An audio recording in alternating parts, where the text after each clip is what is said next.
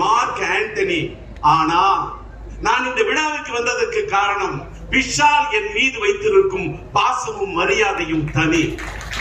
GV Prakash என் மீது வைத்திருக்கும் அன்பு தனி. தம்பி ஆதி ரவிச்சந்திரன் என் மீது வைத்திருக்கக்கூடிய விசுவாசம் தனி.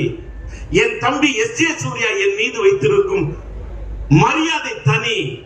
இப்படி தனி தனி வினோத்குமார் தயாரிப்பாளர் என் மீது வைத்த பாசம் தனி. இப்படி இவர்கள் வைத்த மரியாதை, அன்பு, அபிமானம், இது எல்லாமே தனி. அதனால் தான் என்னை வரவழைத்தது மார்க் ஆண்டனி. இப்படி பேசுகின்ற என் பாணி தனி. தமிழ் எனக்கு உரியதா? தமிழுக்கு நான் உரியவனா? கலை எனக்கு உரியதா? இசை எனக்கு பிடிக்குமா?